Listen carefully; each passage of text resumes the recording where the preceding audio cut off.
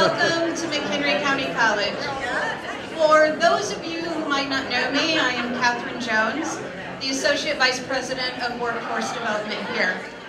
It's my privilege to welcome you to this 12th annual Manufacturing Breakfast, with the added celebration of our groundbreaking for the Foglia Center for Advanced Technology and Innovation. This breakfast represents more than just a recognition of National Manufacturing Month. This gathering celebrates the community committed to the support of our county's key economic driver, dedicated to increasing the awareness of careers within manufacturing. Let me demonstrate how this is happening. Please stand if your company has an apprenticeship program, hosts interns, participated in the Manufacturing Pathways Consortium rotational internship program last summer. Please stand.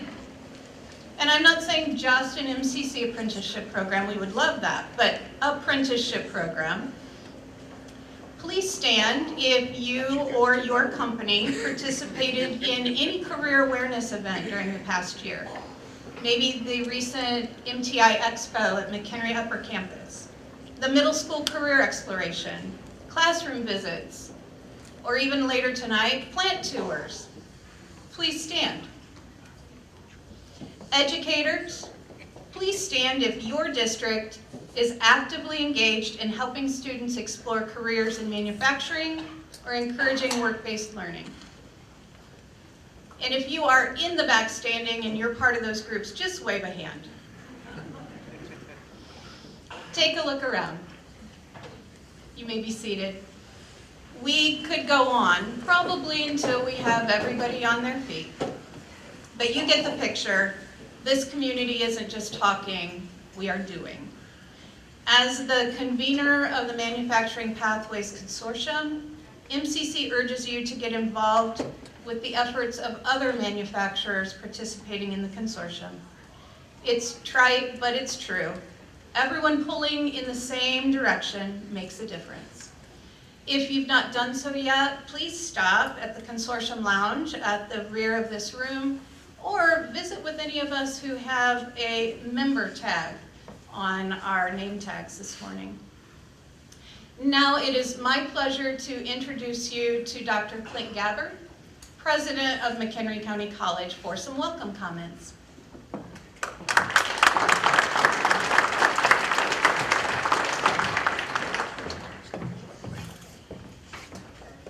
Good morning and absolutely welcome.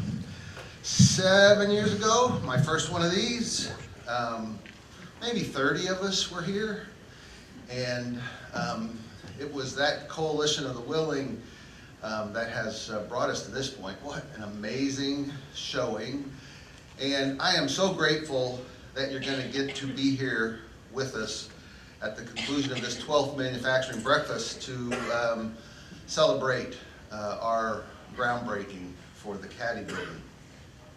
Because there are 7 of these, I did have a chance to look back at some of my comments from earlier breakfasts when I would welcome folks. Sometimes saving documents is a good idea because you can look back a little bit and reflect, and it's like, what was going on? What were we saying? And when I looked at some of my former comments, what I read was absolutely sincere enough, full of the best intentions. There was a commitment to collaboration that we talked about, the need for our manufacturing partners and our high schools and the college, the community, to keep pulling together.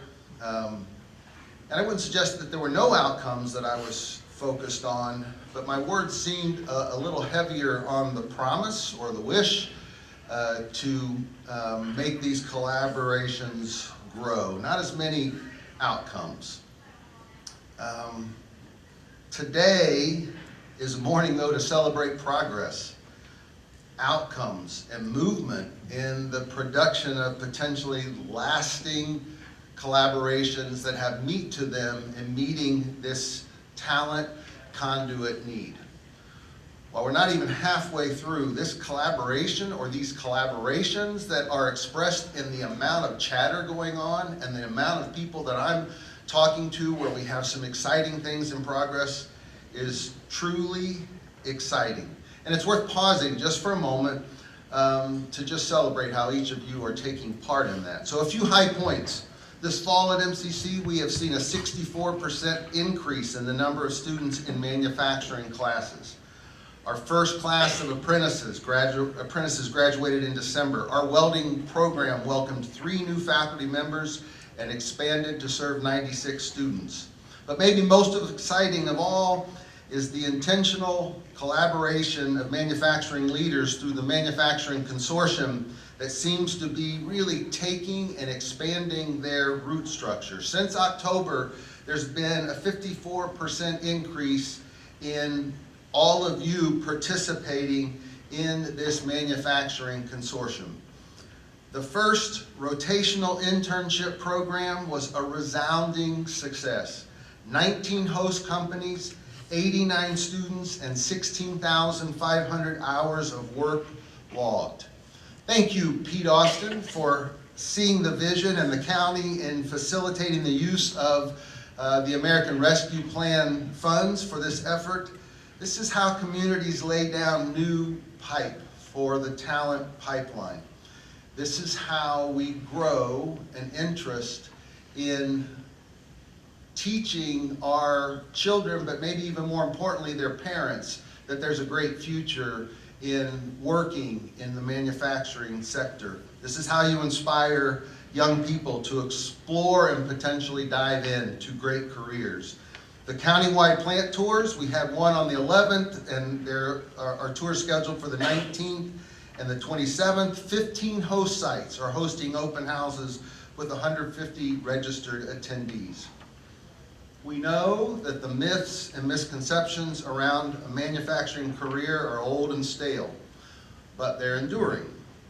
The community college suffers from our own false narratives at times. But these falsehoods for us vanish every time a student walks through our doors and experiences an education at McHenry County College. And the same holds true for each of your shops. Get them in the doors. Let them witness the technology, the people, the product, the advancement possibilities and opportunities, and all these silly, musty, old misconceptions will vanish like smoke when we open the windows and let the new air in of what manufacturing means in the future.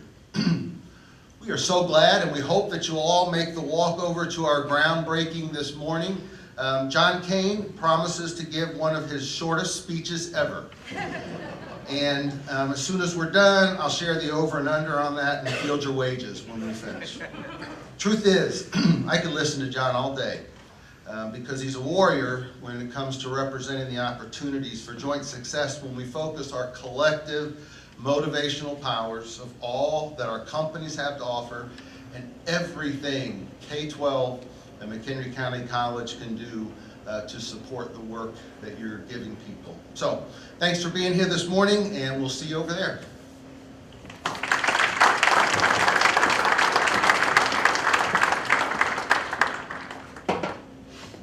Thank you, Dr. Gabbard. I'd like to invite our panelists to the stage this morning. And as we shift that scene change, I'm going to direct you to your program booklet that is in front of you on the table. You'll find not only the agenda for the morning, but the bios from our panelists this morning. We'll share a little bit with each of you about why they are serving as our panel members as we begin. In that program booklet, you'll also see the highlights of each of our program areas within our manufacturing area, as well as college updates and information from the resource partners you have visited with this morning. So thank you, panel. If you will take those mics and turn them to on, we'll have just a little delay and that will be going. But our panel topic this morning was something that we have heard bubbling up as we have had conversations with each of you over this past year. The title is Reimagining Organizational Culture. The power of organizational culture in a time of talent constraints, increasing automation, and unsettled economic conditions. My guess is you've seen yourself in one of those aspects of that subtitle.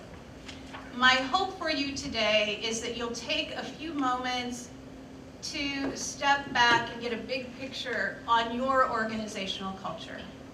That you'll gain some best practices from what you will hear from our panelists this morning that you can take back into your organizations. So let me introduce to you our panelists. On my far left is Don Wallen, President of Joule Technologies. Welcome, Don. I always say that these are very intentional invitations that we present for our panelists. I can remember visiting Joule Technologies, walking into the conference room, and every wall being filled not with inspirational posters, but with the work of the organization. And that made a lasting impact on me. That's why you're sitting here this morning. In the middle, Carlos Carceles from Antunes.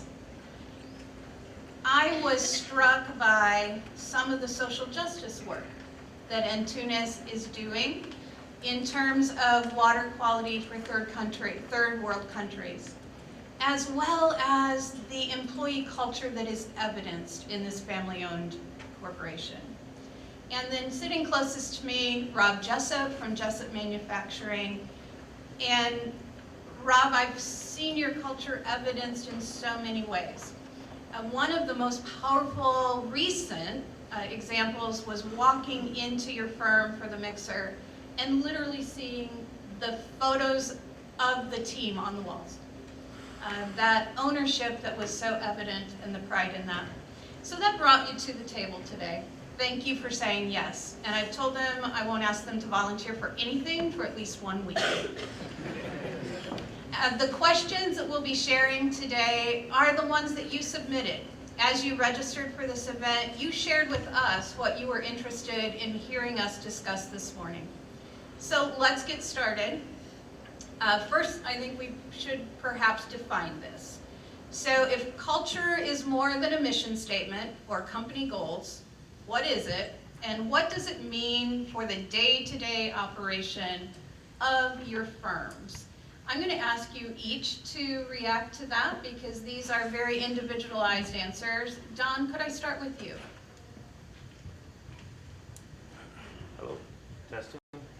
Done? There you go. Slight delay. Right. So I'm sorry. What does culture mean for Joule? I think for us, culture is one of my goals for every person in our company is that they go home at the end of the day with understanding what success is. And so I think that we create our culture around what they have to do during the day, what their week looks like, and I think having those small successes on a daily basis combined into a weekly basis allows them to go home to dinner and brag to their significant others or their kids or their friends, and at the end of the week do that. And so we really place a lot of emphasis on just those daily wins and those weekly wins. I always think that our board of directors is truly the spouses of the people and the significant others of the people who work for me, because they're the ones that need to get the approval of the employees as they walk. So as long as they can do that, that's our success at Joule. Thank you. Carlos. Good morning, everyone. And how much time do I have? You'll see me get antsy if it goes too long. Okay. So good morning. That's a really good question. At Antunes, culture is really a critical component of who we are. It's not just a mission. We look at it as one of our strategic drivers. So most companies, especially in manufacturing, you look at profits, pricing, and everything else. We know that money will follow if you have the right culture in place. And so we have put together a number of core values and beliefs that are part of our vision statement, and we communicate those on a regular basis. And so everybody understands, we have definitions around those, and integrity, people, excellence, passion, and family. Those are the core values that really dictate on how we manage the business. So every time that we have to make a decision, an important decision related to the business, such as hiring people, firing people, doing business with XYZ company, we first look at those core values and ask ourselves a question: is this the direction we want to take? And we present that to everybody. We have part of our culture is transparency, so we communicate these decisions in front of every team member every month. So I think that's really key to our success. A lot of our customers may or may not understand that, because when you ask the end user, why do you buy from Antunes? They're gonna probably say something like, well, reliability and dependability and all that. But it all translates. We need to connect the dots for them. And if it wasn't because of our culture, we could not produce that reliability, that quality, on-time delivery, so forth and so on. Everybody is running in the same direction. So culture is really critical. Sorry for the rambling on here. No, I think you have posited the fact that those monthly check-ins with employees, some folks might say that's costly and time-consuming, but you're saying it pays off in the end? It is definitely an investment. All right. And Real quick, Catherine, I was Yeah. going to say, I think for perspective, my company will fluctuate between about 18 to 25 or 28 people. You guys have about 270? Yeah, in Carrollshire we have 270, and we have a couple other locations abroad. So. And And we have 110 between two locations in Illinois. so it gives you a perspective on the different company sizes we're talking about. Mhm. So Rob? So I guess I'm up with culture. Jessup. And I was very lucky Catherine actually answered it for me. When she articulated coming into Jessup and seeing the pictures of our employees, our culture are our people. We're a culture, we're a family. But I'll admit, I didn't always understand culture. If you would go into my office, you would find rows and rows of books on culture, and you could open every book and there's different definitions, some very complex definitions, but really the one we use at Jessup is culture are your behaviors. It's the behaviors that tie the entire organization together. And we're very intentional on how we look at those behaviors and nurture those behaviors. We believe it all starts with servant leadership, but then it's the behaviors, transparency, being authentic, how we communicate with each other, how we hold each other accountable, and you're constantly evaluating and measuring those behaviors and continuing to work on how you can intentionally adapt your culture to get better. Something Carlos touched on was not just how culture impacts, who you are or what you are internally, but the customer piece. And I always look at culture and brand as being the same. They're just opposite sides of the coin. So, whatever you are internally, the flip side is your brand, and that's how your customers are going to perceive you. So if you lead with integrity, transparency, your customers are going to see that in your brand. They're going to come to trust, your word, your delivery, all those things that you can build internally are going to build your brand externally. So it is something that we are very focused on and very intentional at Jessup Manufacturing. Thank you. Don, I'm going to ask a follow-up question to this. So we're talking to 3 family-owned firms up here. Somebody in this audience is saying, yeah, this is outside of my control, corporate controls, I just have to do. In backgrounds on this panel, we do have folks that have worked for family-owned and have not. What encouragement would you give to someone who says, corporate controls that, I can't handle that here? Like corporate controls the culture. I think everybody has responsibility, just for their own personal development to create their own culture. And I think that's just personal responsibility. I think that's whether you're within your family, within your friend group, or whether that be at work. And I think that no matter where you are, you can take what's at your company and create a micro culture within your department, within the people you associate with, and just as we were talking about, you can do your work with transparency, with integrity, and create your own culture. So whether you're at a family-owned business or a corporate or something like that, I mean, we're in education. I think it's a personal responsibility and personal growth to create your own culture. Thank you. That may have been the answer I was pushing for. Rob, let me start this question with you. So we mentioned in the lead-off that we've got talent constraints. That is no secret. Would you be willing to what degree would you be willing to compromise culture to make production? Compromising culture for production is non-negotiable. We will never compromise our culture for production. Agreed? Any wiggle? Agreed, no wiggle. Say Yeah, that? yeah. So just to add to that a little bit of context. So everybody hears about the labor shortage, and retention has become one of these talk about things in corporate America. And when I look at retention at Antunes, and I'm not bragging here, guys, but we have 7% voluntary turnover rate, which is very low. And I am here to tell you that it is because of our culture. It's who we are. I also want to say something about the last question, if I may. You may. So I've worked for companies that are privately held, publicly held, and if you work for a privately held company, especially family owned, you have an opportunity to really impact your culture. You have a voice. You have to make sure that the owners and leadership of that company understand that people have a choice where to go to work. And with that being said, if they're smart enough, and leadership is really what determines what that direction, what culture direction is going to be, they have to be open to you, to your voice, and understanding what really motivates people to stay. Otherwise, they're going to be struggling from, retaining people, hiring people, so forth and so on. Thank you.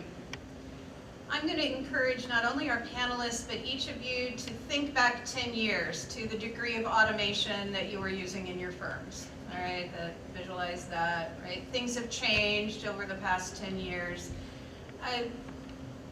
Don, let me start this question with you. As automation has increased in our organizations, have you held on to the existing organizational culture, or has it shifted to something new? We've not really changed a lot of our internal processes around automation. Our products, our customers are mid and high volume manufacturers of electronics, and we provide them with the test equipment at the end of their production line. And so the things that we make have increased in levels of automation. Our customers want more sophisticated things and less operator error. So that's our job, is to design that and to build it and to install that at wherever their facilities are. So as far as internally, we make things, we build things, we're like with our hands, and we design and we machine and we wire. So there's a lot of physical work that we do, but like I said, what we design has changed. All right, so culture stays. Culture stays, yeah. Culture stays steady. Carlos. Yeah, and it's very similar. So we embrace automation in two ways. Internally, we don't have a lot. We do a lot of light assembly, but we have utilized automation where it makes sense, particularly to make safety an aspect of it. Quality is another one, but we embrace that. In fact, going back to culture, we have a culture of learning. And so what we do is we encourage people to learn new skills. We try to not hire, but to promote people from within. And we have an apprenticeship program from McHenry County College, and is working phenomenally. So we're trying to bring people up, their skill sets, to be able to operate more technologically in the facility. So I think we embrace it, and it's just part of just moving, forward. Okay. Yeah, within Jessup, as we've brought in more and more automation, we have not changed our culture. However, we recognize that automation creates a scenario where we need to focus more on training, as Carlos said, but also we need to lead and communicate with clarity. It's been my experience that automation can create anxiety for people. So they need to understand the why. They need to understand that our investments in automation at Jessup are to make them more productive, to help them achieve their personal and professional goals within the organization. It is not an investment to replace them. And as long as I have the mic, I kind of want to go back to that last question. The question was, would we sacrifice the culture, because of the current event, the current economy? I would argue, and what we're doing at Jessup is we're doubling down on culture. Our people strategy is all about find, grow, keep. Find talent, grow talent, keep talent. The only way to do that is to have an intentional culture, something that when you bring people to your door, they experience something tremendous. You bring them in, and that growth piece is all about culture. That, again, that servant leadership, that respect, that transparency. They know where they belong within the organization. You're growing them. If you're constantly training and giving opportunities, they're going to stay, and that key piece works. So what we've been doing at Jessup is actually doubling down on our intentionality as it relates to culture. There is a follow-up question that was submitted by one of our audience members, and we have talked around it, but let me share that question, and I'll open it to any of you if you have a follow-up answer. Manufacturing has traditionally been a very process-first industry. Does this automation that we're talking about and better data availability require a change in thinking?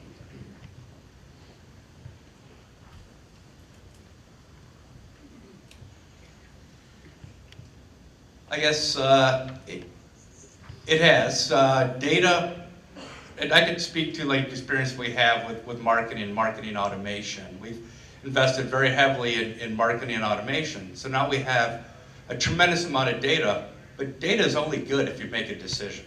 And we can get down into the crevices. I could understand, or marketing team could look at the individual user behavior of anybody in our website. But unless we could figure out how to understand patterns and make decisions, it's really meaningless. So I think we've learned to take a step back and, again, trust our people, trust our instinct, and use that data to help validate that we're making the right decisions instead of relying on data to tell us what to do.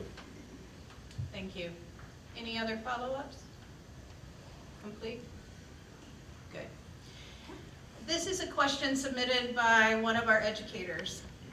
How do you plan to train the younger generation as they enter the workforce to meet and align with your cultures? And a question from high school educators, what can our high schools do to prepare them to step into your culture? Wish list. I can start that. Go ahead. So what we see is an influx of what I call, it's Generation Z, I guess. And so I think the pandemic has a lot to do with this.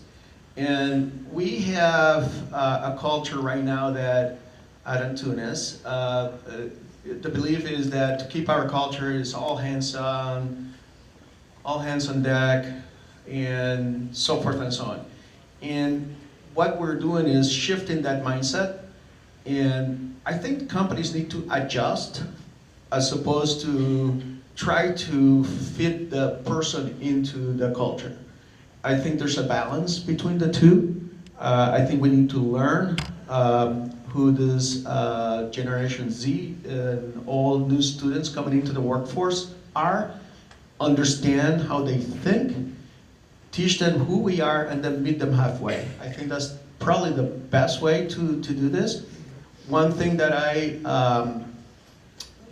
we are really big on is in internships and summer internships. And I think if you're a student, I would encourage you to take advantage of those internships, companies that offer internships, because that way you're gonna experience what it is like to be part of an organization and what their culture is like.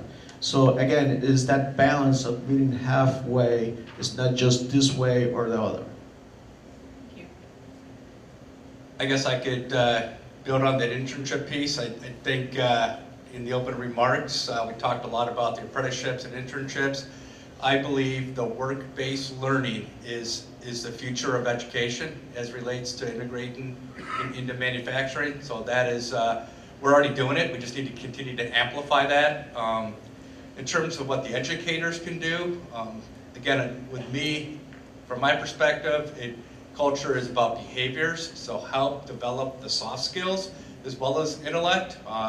Things like, situational, programs, fit people, as they're learning in real world experiences. But I think the other piece is to really encourage the students to have intellectual curiosity. They need to want to learn. I think back to like when my kids were toddlers, it drove me nuts, but I was, why? They always wanted to try to figure out why and challenge the status quo. But as I've watched my kids get older, they take whatever their educator tells them for face value. And I think it's important that the intent is for them to learn, but they also need to learn to be curious and to always challenge the status quo, because that's the only way that we can continue to have continuous improvement within a culture. Anything else, Don, that you would add to that? I agree. To-do I list mean, for one of our educators? core values is being smart. So we hire smart people and we retain smart people. And one of the things that we taught people think right away is smart is a level of intellect. And we define smart as someone who takes the time to figure it out, that natural curiosity. And so that's something that we reward, we recognize, and we encourage. So along with that comes dumb mistakes, lost money, all those things, but that's okay. And when we talk about that next generation, I think that I like to hire young engineers, and they come out and they just want to go, and so having them understand the whys of what they're doing, and also giving them the ability to fail is huge in them learning and taking ownership of the work that they do. Let's dig into that a little bit more, because you in some ways are the arbiters of culture at your organizations, and we're talking about how do you spread that culture through the organization. So that curiosity, the asking questions, allowing the failures.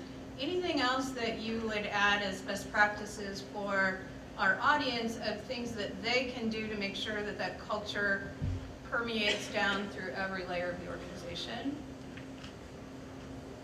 Well, I think as a leader, the first thing I have to do is have to live it. So if I'm not living it, then it's all words and it doesn't mean anything. So it comes from the top down. Thank you. Anything else? Yeah, I would agree. The leader needs to live it. It starts with clarity. The lesson I've learned is you got to keep communicating over and over and over again. One time is not sufficient, but the other piece is to check your ego and ask for feedback. Be humble and continue to ask for feedback, because that's really the best way to learn. And if you can model that curiosity and get that feedback from employees, they will continue to cascade that down. Thank you. Yeah, and I think that's true. And coming from the leader, I also think that companies that recognize people and reward them for such behaviors. And so you have to have a system that recognizes people for achievements, also programs. We have what we call innovation teams, diversity teams, and we try to allow them, it's kind of continuous improvement teams, and allow them to come up with their own ideas and let them go and tell us what is it that they're working on. And then we celebrate their successes when they're finished. And that promotes that culture of learning, that promotes that culture of self, wanting to do something and wanting to do something more because there's a purpose and value behind it, not just the job that they're doing day in and day out. Thank you. Very actionable, and I appreciate those.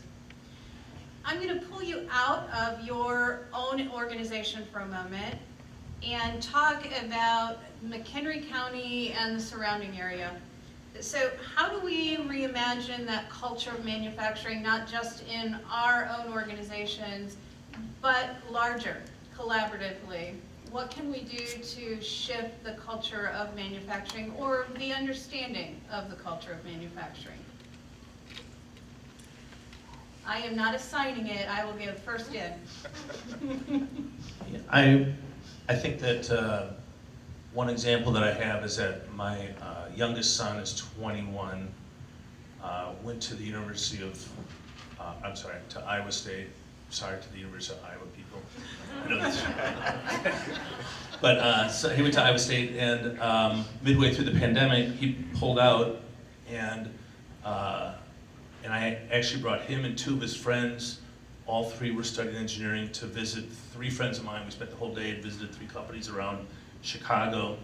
And one of my friends has a flexible packaging printing company in Elk Grove, and we went there and ended up where he now has a job down in Dallas for a competitor of my friends. The markets are separate, but it allowed him to get on the production floor, see it, understand it.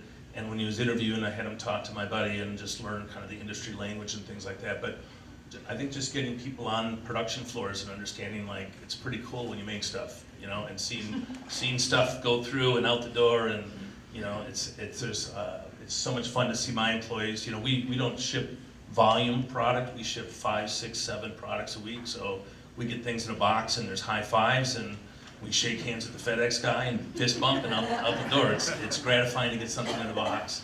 And I think getting people on the production floor at companies is really critical, so they can see what it's like to make stuff.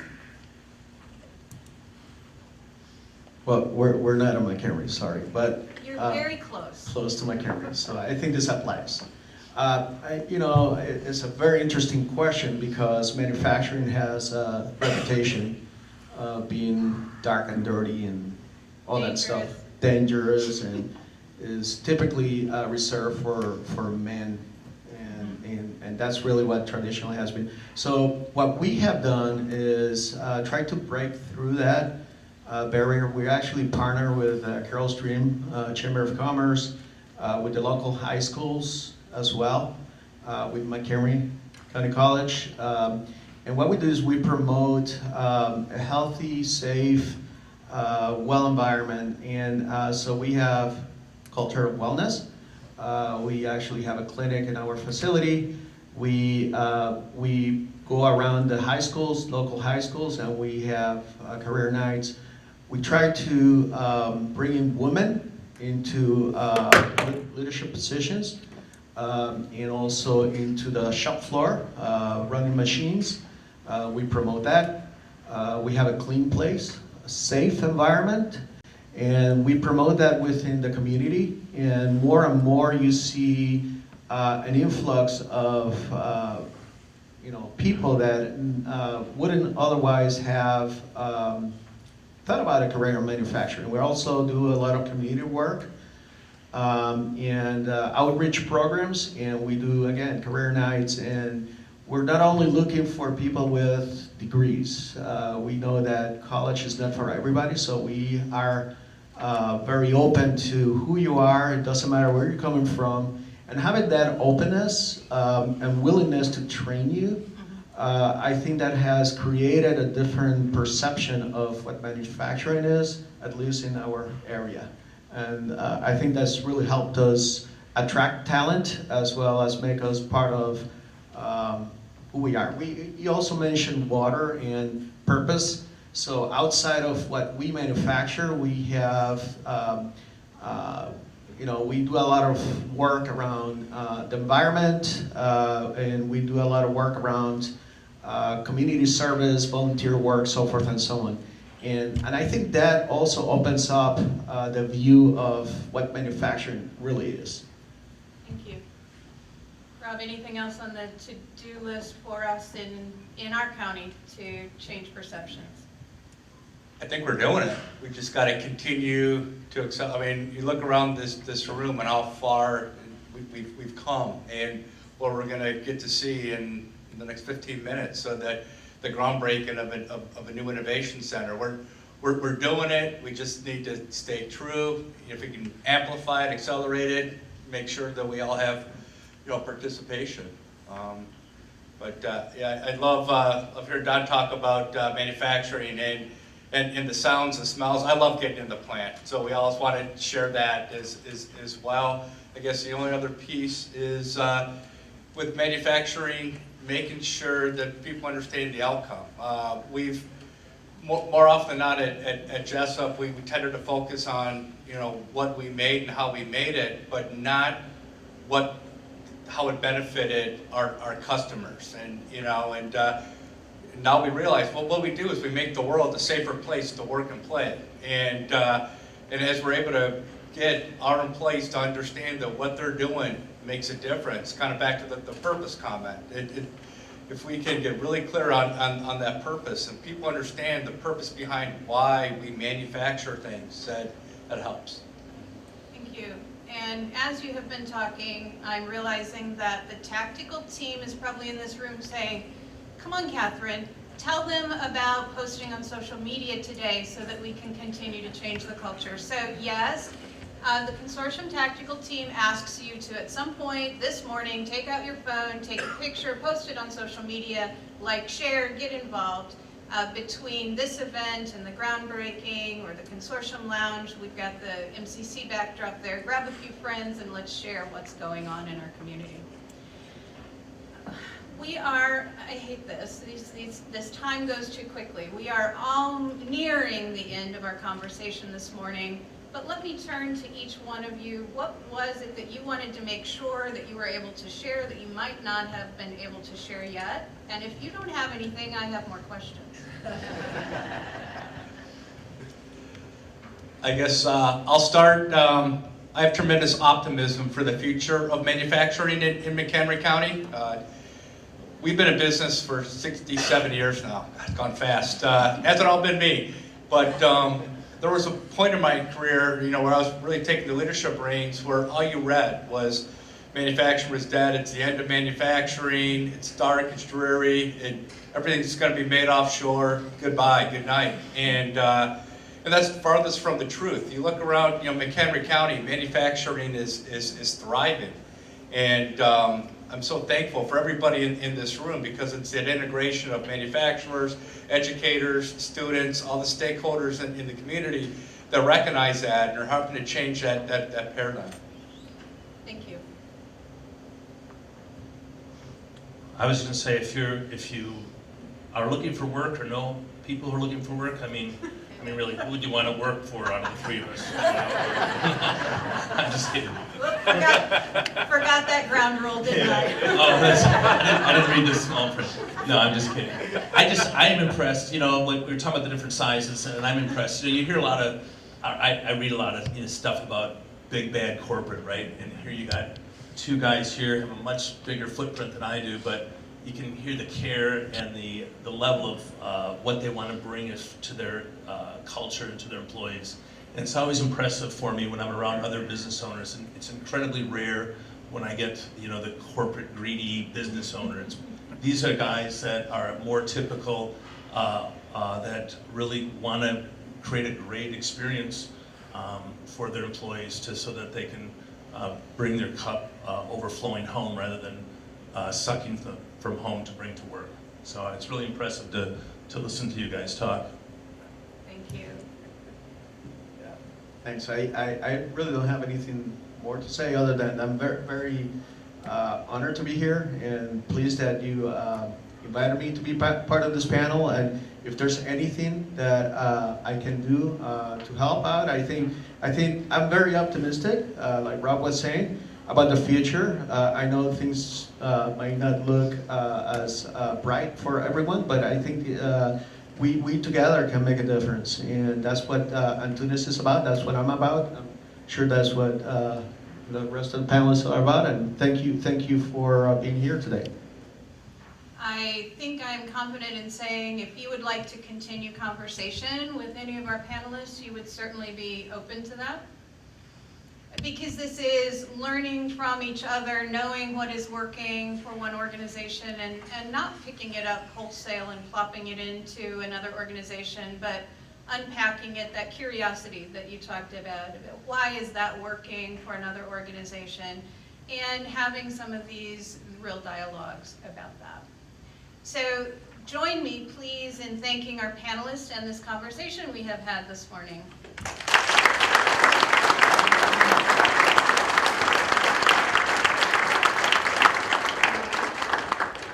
Thank you much. One more scene change here. It is my honor now to welcome Dr. Arlene Santos-George to the podium. Dr. Santos-George joined MCC. You may go. Wasn't sure. And there are steps over here if you'd like to use them. Dr. Santos-George joined MCC as our Vice President of Academic Affairs and Workforce Development in June of this past year. So please join me in welcoming. Thank you, Catherine, and I am very thankful that the podium is really short. Anyway, that was a very lively and illuminating panel discussion, and I really like the way that Carlos Corcelles ended it with saying that we together can make a difference. So that's really a really great statement from you. Anyway, it is my pleasure to make a few closing remarks and express gratitude to all those who made this event a success. So first and foremost, on behalf of McHenry County College and its event partners, I would like to thank all participants today and congratulate you for making the 12th annual Manufacturing Industry Council breakfast meeting such a successful event. Thank you to Dr. Gabbard, whom I think is still here, for a very warm welcome and informative update on the college. Next, many thanks to our panelists, Carlos Corcelles, Robert Jessup, Don Wallen, for spending time with us to share their expertise and their experience about culture in the manufacturing workplace. It was really great to hear about your conversation about the trade-off between culture and production. And let's not forget a big thank you to Catherine Jones and her staff for organizing the event.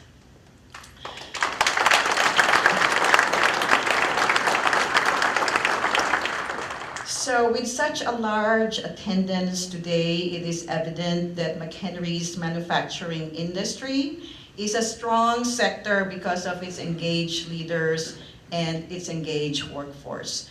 Most importantly, it is because of the robust relationship between the industry and its stakeholders, such as McHenry County College. The high schools are here. I see a few faces that I recognize. Elected officials are also here, and also the McHenry County Economic Development Corporation. You are all part of McHenry County's workforce development ecosystem, and you are all here to support the manufacturing industry. So this is the very first time that I attended the annual Manufacturing Industry Council breakfast, since I am new to the college, and I'm also new to McHenry because I actually live in Lake County and I used to work at CLC. But I am so happy to see the impressive spirit of cooperation which animates all the endeavors that we do for the manufacturing industry. So as you leave today, it is a good time to say that McHenry County College looks forward to our continued partnership and collaboration with the manufacturing sector. We appreciate you serving on our advisory committees for our career and technical education programs. We will appreciate it if you will participate in our program of study initiative, which is going to be forthcoming, and that will be for curriculum development.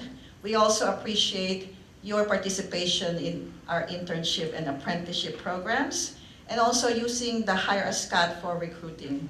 There are just so many varied ways that the manufacturing sector partners with MCC. So with that said, I want to end by amplifying my message that let's continue to work together to serve the manufacturing workforce needs of McHenry County, and in the words of Corseles, it can make a difference. So thank you very much, and I will give you back to Catherine.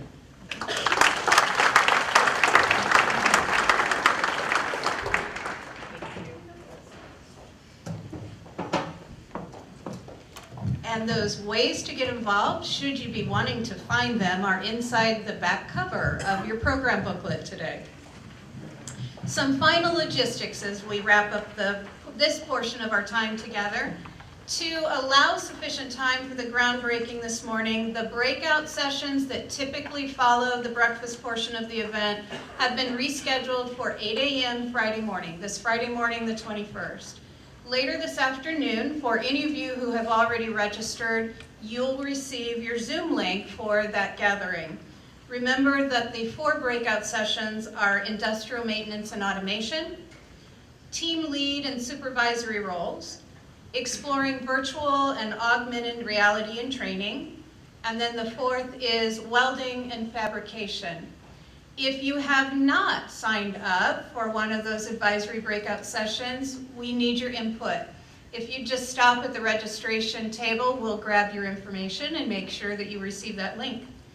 Your input really is crucial, as Dr. Sanchez-George mentioned, as we continue to develop programs that really align well with the needs of industry.